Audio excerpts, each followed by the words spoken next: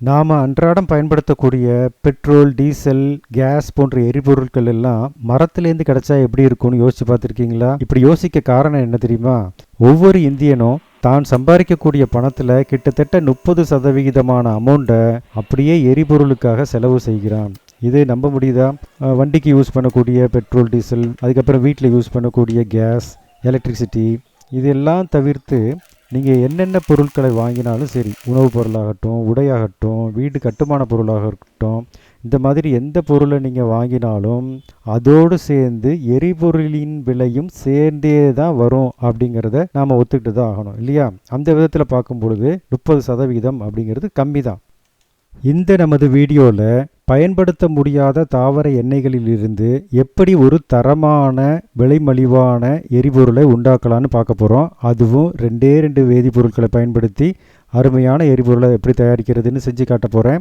Skip பண்ணாமல் வீடியோவை பாருங்கள். எங்களது இந்த பயோடீசல் பயணம் கிட்டத்தட்ட 16 ஆண்டுகளுக்கு முன்னால் உருவாக்கப்பட்டது. நான் ஒரு தனியார் மேல்நிலைப் பள்ளியில் உயிரியல் ஆசிரியராக பணியாற்றி வந்த பொழுது எனது மாணவர்களுக்காக இந்த ப்ராஜெக்டை உருவாக்கினேன். அறிவியல் ஆர்வமும் விடாமுயற்சியும் கொண்ட 4 மாணவர்களை தேர்வு செய்து அவர்களிடம் இந்த பொறுப்பை கொடுத்தேன். தகவல் தொடர்பு எதுவும் பெருசாக இல்லாத அந்த காலத்தில் பாடப்புத்தகத்தையும் நூலக புத்தகங்களை மட்டுமே பயன்படுத்தி ஒரு சில க்ளூக்களை எடுத்தோம். அதாவது எஸ்டராதல் வினை, எஸ்டரிஃபிகேஷன் அப்படிங்கிற ஒரு சின்ன க்ளூ தாங்க. இந்த க்ளூவை பயன்படுத்தி ஒரு ஃபார்முலாவை உருவாக்கணும். கிட்டத்தட்ட 3 முதல் 4 மாதங்கள் வரை கடுமையான உழைப்புக்கு பிறகு வெற்றிகரமாக ஒரு இயந்திரத்தில் இயக்கும் அளவுக்கு தரமான பயோடீசலை உருவாக்கினோம்.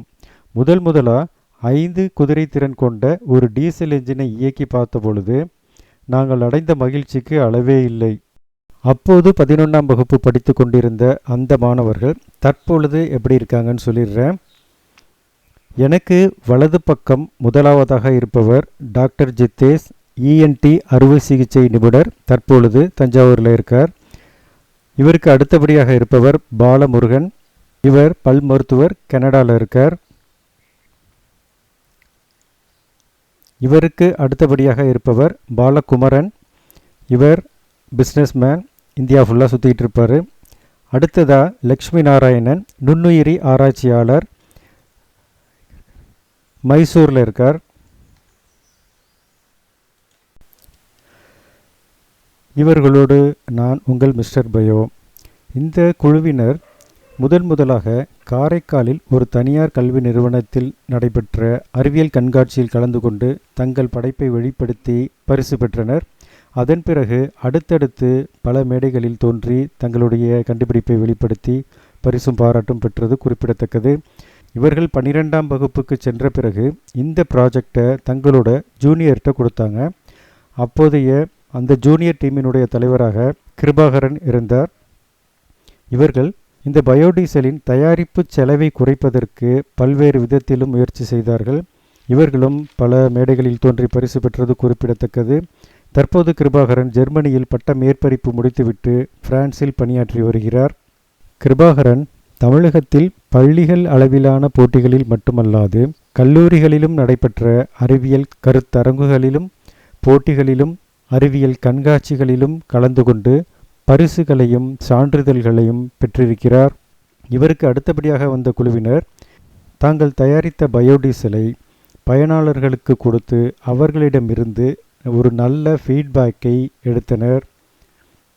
2013 நடந்த தேசிய குழந்தைகள் அறிவியல் மாநாட்டில் கலந்து கொண்டு மாநில அளவில் தேர்வாகி டெல்லி சென்றது கற்பக முத்துப்பாண்டியன் குழு. அப்போதைய ஆளுநரின் கையால் பரிசும் பாராட்டும் பெற்றது குறிப்பிடத்தக்கது. இந்த நேரத்தில் எனக்கு பல்வேறு விதத்தில் உதவியாக இருந்த எனது நண்பர் திரு சக்திவேல் வேதியியல் ஆசிரியர் அவர்களுக்கு நன்றி கூற கடமைப்பட்டிருக்கிறேன். அவரை சந்தித்து 15 ஆண்டுகள் ஆகிவிட்டது.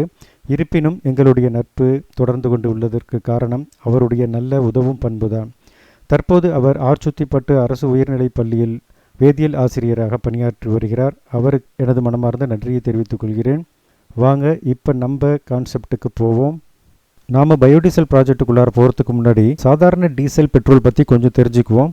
சுமார் 300 மில்லியன் ஆண்டுகளுக்கு முன்னாடி வாழ்ந்த உயிரினங்கள் மண்ணில் புதைந்து போய் அதிக வெப்பம் அழுத்தம் காரணமாக அதன் உடற்பாகங்கள் பல்வேறு விதமான சிக்கலான கரிம மூலக்கூறுகளின் கலவையாக மாறி மண்ணுக்குள்ளார தங்கியிருக்கு. இதை தான் ஆழ்துளை கிணறுகளை பயன்படுத்தி நாம் வெளியே கொண்டு வர்றோம். அதை க்ரூட் ஆயில்ங்கிற பேரில் இப்போ நாம் பயன்படுத்திகிட்டு இருக்கோம். இதை பல்வேறு விதமான ரசாயன பொருட்களை கொண்டு சுத்திகரிப்பு செய்து பயன்படுத்தி வருகிறோம். இவற்றில் ஒன்றுதான் இந்த டீசல், பெட்ரோல் எல்லாம். தற்பொழுது இந்த பொருள் இல்லைன்னாக்க உலகத்தில் எந்த விதமான இயக்கமும் நடைபெறாது அப்படிங்கிறது தான் உண்மை. இதை வெளியில் எடுப்பதும் சரி, அதை சுத்திகரிப்பு செய்வதற்கும் சரி, நம்ம ஒரு பெரிய விலையை கொடுத்தாக வேண்டியிருக்கும். ஏன்னா இந்த பொருட்கள் எதுவுமே நம்முடைய புவியின் சூழலை சேர்ந்தது அல்ல. இதற்காக நமது சுற்றுச்சூழலையும் நல்ல விளைநிலங்களையும் ஏன் மனித ஆரோக்கியத்தையும் கூட விலையாக கொடுத்தாக வேண்டியிருக்கிறது. சிறிய அளவு உணவுக்கு கூட மிகப்பெரிய தொகையை செலவு செய்ய வேண்டிய நிலை இதனால் தான் உருவாகியிருக்கு. இதிலிருந்து ஓரளவுக்கு நம்ம பூமியை காப்பாற்றணும்னா பசுமை எரிபொருளுக்கு மாற வேண்டும். கொஞ்சம் யோசிச்சு பாருங்க, இப்பொழுது நம்ம பூமியில் இருக்கக்கூடிய தாவரங்களே நமக்கு எரிபொருளை தந்துச்சுன்னா எப்படி இருக்கும்? அதுதாங்க இந்த பயோடீசல். பொதுவாக தாவர எண்ணெயை பொறுத்த வரைக்கும் அதில் அதிகப்படியான கொழுப்புகள் நிறைந்ததாக இருக்கும். அதனுடைய மூலக்கூறு அமைப்பு ரொம்ப சிக்கலாக நீங்கள் திரையில் பார்த்துட்டு இருக்கக்கூடிய இந்த அமைப்பில் இருக்கும். இந்த சிக்கலான அமைப்பு காரணமாக அதனுடைய டென்சிட்டி ரொம்ப அதிகமாக இருக்கும். இதை எரிய தூண்டுவதே நமக்கு கொஞ்சம் சிக்கல் தான். இதையே சில டெக்னிக்கை பயன்படுத்தி இந்த மாதிரி ரொம்ப சிக்கலான அமைப்பில் இருக்கக்கூடிய இந்த தாவர எண்ணெயின் கொழுப்பு பகுதிகளை இந்த மாதிரி சின்ன சின்ன பீஸாக மாற்றிட்டோன்னு வச்சுங்களேன், அது நல்ல எரியும் தன்மையுடைய அதே சமயத்தில் டென்சிட்டி குறைவான நமது எரிபொருளாக மாறிவிடும். அது டீசலுக்கு இணையான சக்தி படைத்ததாக இருக்கும். இதைத்தான் நாம் பயோடீசல்னு சொல்கிறோம். இப்போ நம்ம செய்முறையை பார்த்துருவோம். இந்த பயோடீசல் செய்முறை ரொம்ப ரொம்ப எளிமையானது. நம்ம வீட்லேயோ அல்லது நமது பள்ளி லேப்லேயோ ஈஸியாக பண்ணிடலாம். இதுக்கு பெரிய இன்ஸ்ட்ருமெண்ட் எதுவும் தேவையில்லை. இப்போ நான் 2 பீக்கர் மட்டும் எடுத்திருக்கேன். ஒரு பீக்கரில் ரீஏஜெண்ட்டை மிக்ஸ் பண்ணுறதுக்கும் இன்னொரு பீக்கரில் நமக்கு தேவையான பயோடீசல் செய்வதற்கும் பயன்படுத்த போகிறேன். இந்த சின்ன பீக்கரில் ரீஏஜெண்ட் எடுத்துக்கிறேன். இந்த பெரிய பீக்கரில் 1/2 லிட்டர் பீக்கரில் பயோடீசல் செய்ய போகிறேன். இந்த கலவையை தொடர்ந்து கலக்கிக்கிட்டே இருக்கணுங்கிறதுக்காக ஒரு சின்ன ஸ்டாண்டில் ஒரு சின்ன மோட்டரை வச்சு ஃபிக்ஸ் பண்ணியிருக்கேன். இவ்வளோ தான் நமக்கு தேவையான டோட்டல் செட்டப்பும். இப்போ நமக்கு தேவையான கெமிக்கல்னு சொல்லும் பொழுது ஃபஸ்ட்டு மெத்தனால் வேணும், மெத்தில் ஆல்கஹால் வேணும். இது கொஞ்சம் நச்சுத்தன்மை உடையது, நம்ம மேலே பட்டுறாமல் பார்த்துக்கணும். அடுத்து முக்கியமான ஒரு வேதிப்பொருள் இருக்குது, அதுதான் பொட்டாசியம் ஹைட்ராக்சைடு, அப்படி இல்லைன்னாக்கா சோடியம் ஹைட்ராக்சைடு. இதுவும் அதிக காரத்தன்மை உடையது, ஜாக்கிரதையாக ஹேண்டில் பண்ணணும். இது ரெண்டுத்தையும் மிக்ஸ் பண்ணும்போது கொஞ்சம் கேர்ஃபுல்லாக பண்ணணும். இதுலேருந்து ஃபியூம்ஸ் வரும், அது நம்ம லங்ஸுக்கு நல்லதல்ல. கொஞ்சம் கேர்ஃபுல்லாக ஹேண்டில் பண்ணணும். கரெக்டான அளவு பொட்டாசியம் ஹைட்ராக்சைடு சேர்க்கலைன்னா இங்கே எஸ்டராதல் வினைக்கு பதிலாக சோப்பாதல் வினை நடந்துடும். அதனால் ரொம்ப கேர்ஃபுல்லாக கரெக்டான அளவில் ரெண்டுத்தையும் மிக்ஸ் பண்ணணும். 1 லிட்டர் மெத்தனாலுக்கு 23 கிராம் சோடியம் ஹைட்ராக்சைடு சேர்த்தா போதுமானது. கூடுதலாக சேர்த்திங்கன்னா சோப்பு வந்துடும், பயோடீசல் வராது.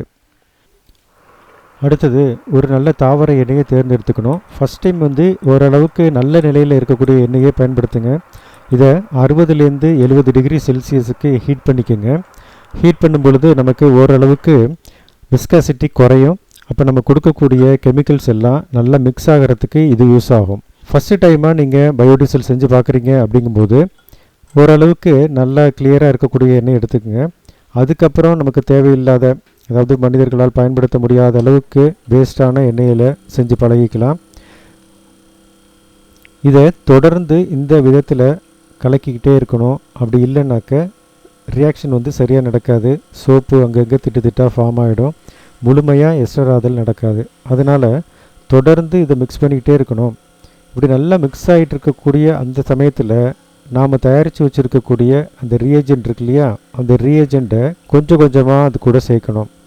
அப்படி சேர்க்கும்போது வரக்கூடிய நிற மாற்றங்களை நம்ம கவனிச்சிக்கணும். இது சரியான அளவு அப்படிங்கும் பொழுது 1 லிட்டர் எண்ணெய்க்கு 300 ml நாம் ஏற்கனவே தயாரித்து வச்சுருக்கக்கூடிய அந்த ரீஏஜெண்ட் இருக்கு இல்லையா, அதை சேர்த்துக்கணும். நீங்கள் சிறிய அளவு செஞ்சு பார்க்கும் பொழுது இதிலிருந்து ரேஷியோவை நீங்கள் மேக் பண்ணிக்கோங்க. அந்த அளவுக்கு கரெக்டான அளவு செய்யுங்க, அதிகமாக சேர்க்க வேண்டியில்லை. அதே சமயத்தில் குறைவாக சேர்த்திங்கனாலும் ரியாக்ஷன் சரியாக நடக்காது. பாதி எண்ணெயும் பாதி பயோடீசலுமாக வந்துடும். அதனால் கரெக்டான அளவு செய்யுங்க. இப்படி சேர்க்கும் பொழுது வெளிரிய மஞ்சள் நிறத்துக்கு இந்த எண்ணெய் மாறுவதை நம்ம பார்க்கலாம். இதுதான் மிக்ஸ் ஆகிட்டுருக்கு அப்படிங்கிறதுக்கு அடையாளம்.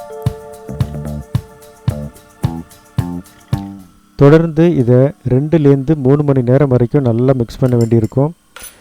இதை ஒரே நேரத்தில் நாம் தயார் பண்ணி வச்சுருக்கக்கூடிய எல்லா ரியேஜெண்ட்டையும் ஊற்றிடாதீங்க, கொஞ்சம் கொஞ்சமாக மிக்ஸ் பண்ணுங்கள். அப்போ தான் ரியாக்ஷன் ரொம்ப தெளிவாக நடக்கும், நமக்கு அதிக அளவு பயோடீசல் கிடைக்கும்.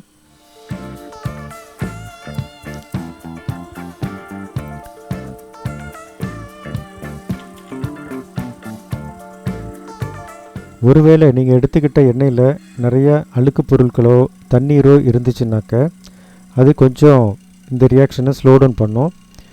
அதையும் நம்ம கருத்தில் கொண்டு சரியான விதத்தில் தயார் பண்ண வேண்டியிருக்கும்.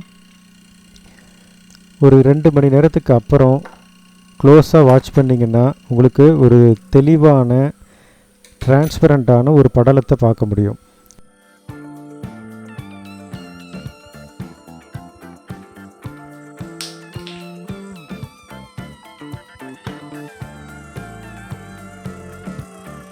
இப்போ நீங்கள் பார்த்துட்டு இருக்கக்கூடிய இந்த மிக்சிங்கில் கண்ணாடி சுவரினுடைய ஓரத்தில் இருக்கக்கூடிய பகுதியை பார்த்திங்கன்னா ஒரு கிளியரான ஒரு லேயர் தெரியுது இல்லையா? அந்த லேயர் வந்துருச்சு அப்படின்னாலே நம்மளுடைய கலவை ஓரளவுக்கு மிக்ஸ் ஆகிடுச்சு, எஸ்டர் ராதல் வினை சரியான அளவு நடந்துகிட்ருக்கு அப்படிங்கிறத நம்ம முடிவு பண்ணிடலாம்.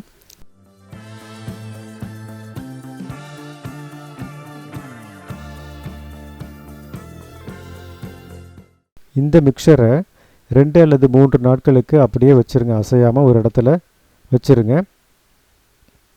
அதன் பிறகு பார்த்திங்கன்னா மேலே ஒரு லேயர் அப்புறம் கீழே ஒரு லேயராக அப்படியே பிரிஞ்சிருக்கும். கீழே இருக்கக்கூடிய இந்த லேயர் வந்து கிளிசரின், இது கன்ஃபார்மாக கிளிசரின் தான் அப்படிங்கிறத நம்ம அப்புறம் பார்ப்போம். இது கிளிசரின், இதே சோப்பு தயார் பண்ணுறதுக்கு யூஸ் பண்ணிக்கலாம். அதுக்கு மேலே இருக்கக்கூடிய லேயர் பார்த்திங்கன்னா பயோடீசல், தெளிவான லேயர். அதுக்கு மேலே எண்ணெய்க்கு மேலே மிதந்துட்டு இருக்கக்கூடிய இந்த பொருட்கள் எல்லாமே வேஸ்ட் மெட்டீரியல். சம்டைம் இதில் சோப்பு இருக்கும், அப்படி இல்லைன்னா நம்ம எடுத்துக்கொண்ட அந்த எண்ணெயில் இருக்கக்கூடிய வேண்டாத பொருட்கள் எல்லாம் அப்படி மிதந்துட்டுருக்கும். இது எல்லாத்தையும் நம்ம தனித்தனியாக பிரித்து எடுத்துடணும். முதல்ல மேலே மிதக்கக்கூடிய பொருட்களை வடிகட்டியின் உதவியினால் எடுத்துடணும். அதுக்கப்புறம் செப்பரேட்டிங் ஃபனலை பயன்படுத்தி கீழே இருக்கக்கூடிய கிளீசரனை தனியாக எடுத்துடணும். இந்த தெளிவான மையப்பகுதி இருக்கு இல்லையா, இதை நாம் எரிபொருளாக பயன்படுத்தலாம். இதுதான் ரியல் பயோடீசல். இந்த பயோடீசல் உண்மையானது தானா இல்லை கரெக்டாக டீசல் வந்திருக்கா அப்படிங்கிறத செக் பண்ணிக்கிறதுக்கு நிறைய வழிமுறைகள் இருக்குது. அது ஒன்று ஒன்றா பார்ப்போம். இப்போ நீங்கள் பார்க்குறதுல தெளிவுத்தன்மை இல்லாமல் இருக்கிறதுக்கு காரணம் இதில் கொஞ்சம் ஸ்டார்ச்சும் தண்ணீரும் கலந்துருக்கு அப்படின்னு நினைக்கிறேன். அதை நம்ம செப்பரேட் பண்ணி எடுத்துக்கலாம். இப்போ கிளீசரினை செப்பரேட் பண்ணி எடுத்திங்கன்னா இந்த மாதிரி இருக்கும். இது கிளீசரின் தானா அப்படிங்கிறத இப்போ நாம் செக் பண்ணி பார்த்துருவோம் வாங்க. ஒரு மரப்பலகையில் பொட்டாசியம் பர்மாங்கனேட் எடுத்துக்கோங்க. இந்த பொட்டாசியம் பர்மாங்கனேட்டுக்கு மேலே கிளிசரின்னு நமக்கு சந்தேகமாக இருக்கு இல்லையா, அந்த பொருளை ஊற்றுங்க. அதாவது நம்ம பயோடீசலினுடைய அடியில் கிடச்ச அந்த பொருள் இருக்கு இல்லையா, அதை ஊற்றுங்க. ஊற்றுனீங்கன்னா ஒரு சின்ன ரியாக்ஷன் நடக்கிறது தெரியும். பொதுவாக பொட்டாசியம் பர்மாங்கனேட்டோடு கிளிசரின் சேர்ந்துச்சுன்னா எந்த விதமான எரியூட்டுதலும் இல்லாமல் தானாகவே தீப்பற்றி எரியும். இப்போ நடக்குதா இல்லையா அப்படிங்கிறத பார்த்துருவோம். கூடுதலாக பொட்டாசியம் பர்மாங்கனேட்டை போட்டு அதில் நாம் இந்த சந்தேகப்படக்கூடிய திரவத்தை ஊற்றுறேன். என்ன நடக்குதுன்னு பாருங்கள்.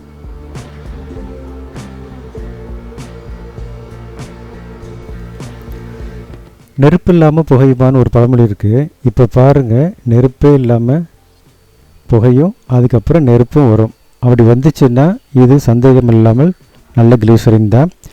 பொதுவாக கிளீசரினை இது வேஸ்ட்டு பொருளாக நம்ம தூக்கி போட வேண்டியதில்லை. இதை பல விதத்திலையும் பயன்படுத்திக்கலாம். குறிப்பாக சோப்பு தயாரிப்பில் பயன்படுத்தலாம். நிறைய காஸ்மெட்டிக் திங்ஸு கிளீசரினை நம்பி தான் இருக்குது. ஓகே, இப்போ ஒரு ப்ராடக்ட் கிளீசரின் ரெடி ஆகிடுச்சு. இது நமக்கு பை ப்ராடக்ட் தான். மெயின் ப்ராடக்ட் நம்ம பயோடீசல் தான். அதை இப்போ நம்ம கான்சன்ட்ரேட் பண்ணுவோம். இந்த பயோடீசலை பொறுத்த வரைக்கும் எந்த அளவுக்கு கிளியராக இருக்கோ அந்த அளவுக்கு நமக்கு சேஃப் தான். இப்போ நம்ம இதை ஃபயர் பண்ணி பார்ப்போம். வலது பக்கமாக இருக்கக்கூடியது பயோடீசல், இடது பக்கம் இருக்கிறது சாதாரண டீசல். ரெண்டுக்கும் உள்ள வித்தியாசத்தை பாருங்கள். ரெண்டும் ஒரே அளவு தான் எரியுது. என்ன, நார்மல் டீசல் நல்ல புகையை உண்டாக்குது, இது புகை உண்டாக்கலை. அது நல்ல விஷயம் தானே. அடுத்தது ஒரு முக்கியமான டெஸ்ட் பண்ணணும். அதாவது நாம் தயார் பண்ண டீசலில் ஏதாவது வேதிப்பொருட்கள் மிச்சம் மீதி இருக்கா அப்படிங்கிறத செக் பண்ணி பார்த்துக்கணும். ஏன்னா நம்ம அதிகமாக பொட்டாசியம் ஹைட்ராக்சைடு யூஸ் பண்ணியிருக்கோம் இல்லையா, ஒருவேளை அந்த பொட்டாசியம் ஹைட்ராக்சைடு இதிலே தங்கி இருந்துச்சுன்னா இன்ஜினுக்கு டேமேஜ் பண்ணும். அது இருக்கா இல்லையா அப்படிங்கிறத செக் பண்ணி பார்ப்போம். எனக்கு வலது பக்கம் ஒரு ப்ராடக்ட் இருக்குது, பயோடீசல் தயாரித்து ஃபெயிலியரான ப்ராடக்ட். இதை முதல்ல செக் பண்ணி காட்டுறேன். நம்ம சந்தேகப்படக்கூடிய அந்த திரவத்தை பிஹெச் பேப்பரில் வைப்போம். இப்படி வச்சு கலர் மாறிச்சு அப்படின்னா அதில் நாம் போட்ட இன்க்ரீடியன்ட்ஸ் கொஞ்சம் மிச்சம் மீதி இருக்குதுன்னு அர்த்தம். அதாவது ப்ளூ கலராக மாறுது இல்லையா. இதனால் இந்த மாதிரி அரைகுறையாக முடிஞ்ச ஒர்க்கை நாம் எடுக்கக்கூடாது, அதை என்ஜினில் பயன்படுத்தக்கூடாது. இப்போ இடது பக்கம் இருக்கக்கூடியது நாம் தயாரித்த ஒரு நல்ல பயோடீசல். இதை நம்ம செக் பண்ணி பார்க்கும் பொழுது எந்த விதமான கலர் சேஞ்சும் இருக்காது. ஸோ பிஹெச் லெவல் நியூட்ரலில் இருக்குது. இதை நாம் தாராளமாக இயந்திரங்களில் பயன்படுத்திக்கலாம். இது இல்லாமல் இன்னொரு டெஸ்ட்டும் பண்ணணும். அதாவது பயோடீசலில் வேறு ஏதாவது சோப்பு மாதிரியான பொருட்கள் ஏதாவது கலந்துருக்கா, ஒருவேளை அதோடு மிக்ஸ் ஆகியிருக்கா அப்படிங்கிறத செக் பண்ணி பார்த்துக்கலாம். இதுக்கு ஒரு பீக்கரில் தண்ணி எடுத்துக்குங்க. அதில் ஏதாவது ஒரு டஸ்ட்டு போடணும், அதாவது மரத்தூளியோ அல்லது லைக்கோபோடியா மாதிரியான பவுடரையோ அது மேலே தூவி விட்டுருங்க.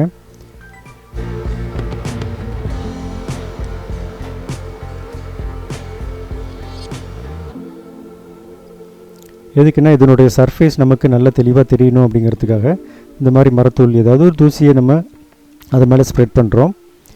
இதில் நம்முடைய தயாரிப்பை விட்டு செக் பண்ணி பார்ப்போம். இப்போ பயோடீசல்லேருந்து ஒரு இரு துளிகள் இதில் விட்டோம்னாக்க எந்த விதமான மாற்றமும் இல்லாமல் அப்படியே இருக்கு இல்லையா. அதனால் இந்த பயோடீசலில் சோப்பு மாதிரியான பொருட்கள் எதுவும் இல்லை அப்படிங்கிறத நம்ம முடிவு பண்ணிக்கலாம். அதுவும் இல்லாமல் இந்த எண்ணெய் துளிகள் வந்து நல்லா மிதந்துட்டுருக்கு பாருங்கள் தண்ணியில், அந்தளவுக்கு லைட்டாக தான் இருக்கும் அது. ஸோ அடர்த்தி தண்ணீரை விட குறைவு. இது சரியாக முடியாத பயோடீசல், சரியாக வினை முடியாத பயோடீசல் இந்த மாதிரி ரிசல்ட்டை கொடுக்கும்.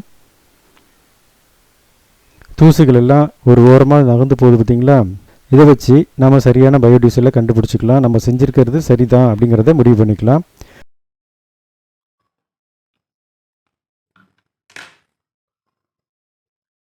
இந்த பயோடீசலை பல்வேறு விதங்கள்லையும் நேரடியாக நம்ம என்ஜினில் பயன்படுத்தலாம். அதுலேயும் குறிப்பாக இந்த மாதிரி ஓல்டு டைப்பு புல்லட்லலாம் யூஸ் பண்ணிங்கன்னா வெறும் 15 ரூபா 20 ரூபாவில் 60 கிலோமீட்டர் வரைக்கும் ட்ராவல் பண்ண முடியும். நமக்கு இருக்கக்கூடிய பெரிய பிரச்சனை ஆயில் சோர்ஸ் தான். அதுக்கு நாம் யூஸ்டு ஆயிலை யூஸ் பண்ணலாம், அல்லது பயன்படுத்த இயலாத எண்ணெய்களை நம்ம பயன்படுத்திக்கலாம்.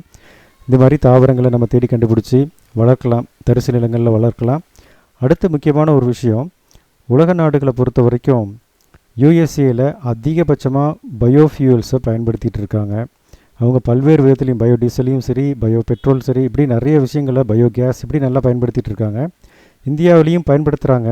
ஆனால் இது எப்படி இருக்கும்னா, சாதாரண ஆல்கஹால் இருக்கு இல்லையா, அதை பியூரிஃபை பண்ணி பெட்ரோலோட கலந்துருவாங்க. கிட்டத்தட்ட 16-17% கலக்கிறாங்க. இப்படி கலக்கிறதால நமக்கு ஒன்றும் பிரயோஜனம் இல்லை. நாம் கொஞ்சம் பயோடீசலினுடைய பயன்பாட்டை அதிகப்படுத்தணும்.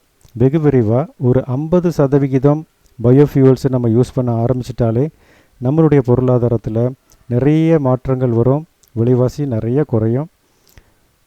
வீடியோ பார்த்ததுக்கு நன்றி. பயோடீசல் செஞ்சு பார்க்கணுன்னு விரும்புகிறவங்க தாராளமாக செய்யுங்க, கண்டிப்பாக சக்ஸஸ் ஆகும். மீண்டும் ஒரு நல்ல வீடியோவில் நாம் சந்திப்போம். நன்றி.